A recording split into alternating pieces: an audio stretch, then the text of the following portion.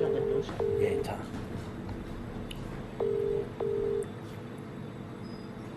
Hello, Allan speaking. Allan speaking. It's Neil Waters here from the Thylacine Awareness Group. G'day, mate. How are you? Very good, thanks. How are you? Not bad. You... Mate, Are you... look, when I was a youngster, I was lucky enough to go to a property down out of Albany. And that was back in the early 70s when a few people thought they'd seen one, and it was making a bit of news in the newspapers and stuff like that, but nobody could prove it.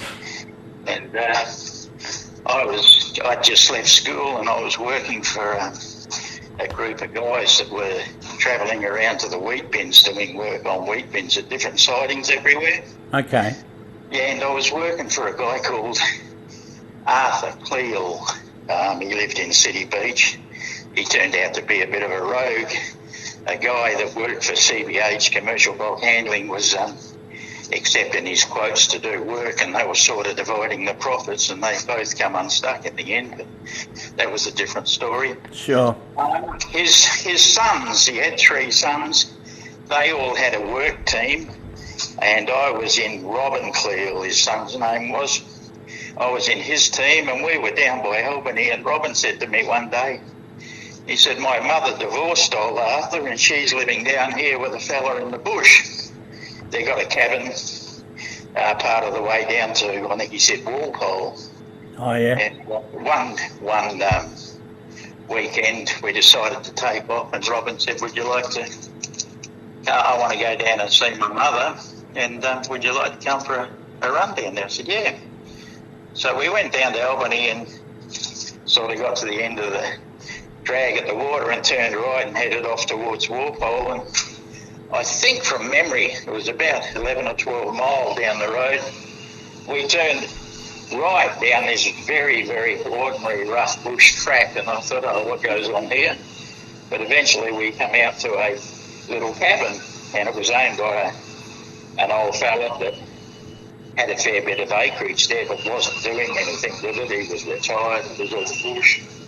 And Robin's mother was living there with him, and we stayed for a few days. And a couple of times I got out and went for a walk in the bush. I was a bit interested in animals and going in the bush and that sort of thing. And he said to me, he said, where you been? I said, I just had a look at the wildlife. I was sitting down there on a log watching a few kangaroos and, just having a look around. And I got to know him a bit, talked to him a bit over a couple of days. And he said, you know what this is? And he pulled a little black and white photo out of his pocket and showed it to me. And I said, yeah, this is Thylacine. And he was pretty impressed that a young bloke actually knew what it was. And I said, where'd you get that photo? I thought they died out 36 or 1932 or whenever it was. And he said, I took it. And I got a mate that was a chemist in Albany to develop it for me without telling anybody. He said, there's a couple of thylacines that live on this property here, but he didn't want anybody to know, obviously. He didn't want millions of people tromping through the place, but for some reason he took a shine to me and he said, come with us, I'll show you something. And we got in his old Land Rover and went down this track. And there was a bit of a low sort of half swampy or damper sort of area in the bush in a bit of a valley, and he said, come for a walk. And he said, you notice anything on the ground? And I said, yeah, what are they, dog tracks or something? Are they dingoes or what? And he said, have a close look at the ground. So I was looking at these marks, and he said, have a close look at them. And I couldn't see anything. He said, count I think it was the toes or the claws. And it turned out that some of them had, I can't remember, it was 5 claws and other marks had 4. And he said, yeah, they got different numbers of claws or toes or whatever on each feet. And I didn't know that. But he said they actually live just up there a bit, but I'm not taking you up there. I don't want to disturb them. I said, fair enough. And I was a bit stunned about all this. And He said, we'll come back later. And we pissed off, and just before sunset, he said, jump in the old Land Rover, we'll go down there. So we pulled up, and we sat, not from memory, probably 20 metres, 30 metres away from this low area, and we just sat there, and the sun slowly went down. And he said, check it out over there. And this dead set tiger walked out of the bush, looked around, looked at us, turned side on. I could see him quite clearly, even though it was getting, sort of dark a bit.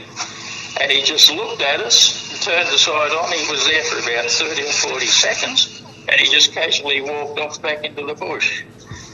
And the old bloke said to me, you're one of the very few people in the world that have ever seen one of them. He said, please keep it under your hat. We don't want people tearing around trying to shoot them or take pictures. And I've kept it a secret basically my whole life. But when I saw you were interested in them, I thought, well, I'll just tell you, I know for a fact, guaranteed, that they were alive on the mainland in the early 70s, because I actually saw one with my own eyes quite close up. That's an amazing story, mate. That's so cool. Yeah, well, mate, I've never told anybody. And, I'm 68 now, and I actually saw it quite close with my own eyes, and I saw the tracks. I spoke to the guy whose property they lived on, and I stayed there for a couple of days, and that's 100% guaranteed that they were alive on the mainland in 1970 or 71, because I saw one of the things real close up. But, you're the first person really I've ever told, but I just thought you guys are interested in it. Well, there you are. They weren't extinct in 1936. They were still alive back in the 70s. Well, I feel very privileged for you to share that with me, mate. I had an elderly lady about 6 years ago who saw one on the Nullarbor in South Australia on a station in 1966. And she'd kept her sighting a secret for 50 years, and I was the first person she'd told about it in 50 years. While I think of it, this old fella, look, I can't think of his name, I really can't, but he said to me that he had known of these animals for quite a while. Well, when I say quite a lot, I can't remember, but it was something like 5 years or 6 years. And he said there is 2 of them, but he had never known them to breed, never seen any young. He had seen them numerous times, but he didn't know why. Yeah. He was pretty sure one was a female. He'd seen it close enough to decide one was a male and a female, but they hadn't bred, or he had never seen any signs of any young ones. So it was a pity, but that's what he told me. That's amazing. Well, mate, then that was 11 or 12 miles down the Walpole Road from Albany. Yep. So I've driven past Albany. I've been down to Nannup. I've only been to WA a couple of times, but I've been down to Nannup and Bustleton, and you know of the Slee family, Wendy Slee and her father Sid Slee. No, not really. No. Oh, okay. They were heavily involved in this thylacine stuff in the mainland over there in the 1980s, and her dad actually wrote a book about it. He passed away a few years ago, unfortunately. He's no longer with us, but yeah, they're sort of well known in the online community, I suppose, on the internet. But yeah, there are literally hundreds and hundreds of sightings all over the mainland. We had a sighting 10 days ago in just south of Ballarat. It's our second one south of Ballarat this year. So I think it's fairly safe to say they're still on the mainland and always have been on the mainland, and the scientists don't really know what the bloody hell they're talking about, to be honest. Well, I hope they exist. I hate the thought of them being wiped out, but yeah, as long as they keep their head pulled in and stay away from everybody, they might live a bit longer. Yeah, absolutely. Exist. But, yeah. No, that's an awesome story, mate. I really appreciate you coming forward with it.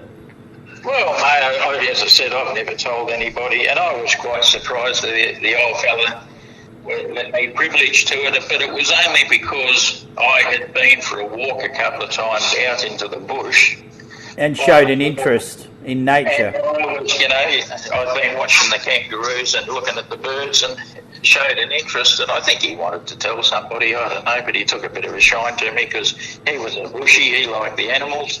Yep. And but when he showed me the black and white picture, and then he said, he told me how he got it. A mate developed it. There was a chemist developed it for him without telling anybody, and let me privilege to him. So he didn't take me and show me where they lived, but he knew where they hung around, and we only waited for about half an hour just before sunset or on sunset for one to show up. He knew where they'd be, so he must have been watching them for a while then. Oh yeah, but I was very privileged to see it. It was just on dusk, dark, but I saw it quite clearly. It was, as I said, it was probably 20 metres, 30 metres from us. We were just sitting quietly, and I was very privileged to see it. I didn't realise at the time just how privileged I was, but, I've always remembered it my whole life. I was about 16 then. I bet you have. Yeah. That's unreal. So anyway, I just thought I'd let you know. That's fantastic, mate. I've never seen one on the mainland. I got barked at by one in South Australia, I'm pretty certain of, about 4 years ago. And I've found their prints quite a few times on the mainland, but I've seen 3 in Tassie, but I've never seen one on the mainland. But they're absolutely there, without a doubt. Yeah. They always have been. Do they have different numbers of toes on their front and back paws? Yeah, they do, mate. They have 5 on the front and 4 on the back, and they don't have any webbing between their toes. So when their front feet hit the ground, especially if it's a bit soft and slippery, they spread their toes right out and sort of grab the ground and dig them in. It's almost like a hand, basically. But the 5th toe doesn't always present. It just depends on their speed and the density of the ground that they're walking on, how soft it is. Right. Yep, no worries. Yeah, I do remember him making me study these tracks, and I don't know, I just wasn't switched on enough or something, but then he said that they have different numbers of toes or claws or whatever it was on front and back feet. I remember him doing that and making me look at the tracks. Well, you were clearly switched on after that because you haven't forgotten. No, it's something that, every 10 or odd years I see something about these things, and I always go back to that time when I was down there out of Albany and think, but it's just that I saw your group the other day, and on the spur of the moment I thought, I'll just contact you in case you're interested in hearing the story. So. Absolutely interested. Allan, just out of curiosity, I record all of these conversations so I don't lose any detail, okay? Yeah, mate, no worries. Are you okay with me releasing this, or would you prefer me to keep this between you and I? You can release it if you want to. I don't have any problem with it. All right, mate. I'm sure the old fella's long gone now. Oh, yeah. He was, mate, when you're young, everybody's old, but I would have thought he was in his 70s back then, so... Yeah. No, that's fair enough. All right, mate. Well, I just thought I'd do the right thing and ask. Yeah, not a problem. Awesome. I don't have a problem with it, so... Mate, thank you so much for your information. That's made my day. That's an awesome story. I really appreciate it. Yeah, all right. Well, you're the only guy I've ever spoken to about it. I've kept it under my hat for 50 years, or over 50 years. But as I said, on the spur of the moment, after seeing your group, I thought, I'll just contact you in case you're interested in hearing the story. So, yeah. All right, mate. All right, good on you, mate. No worries. Thanks very much for your time. I really appreciate it. I'll keep your number handy. Thanks, mate. Good on you. Thanks, Allan. Shut up.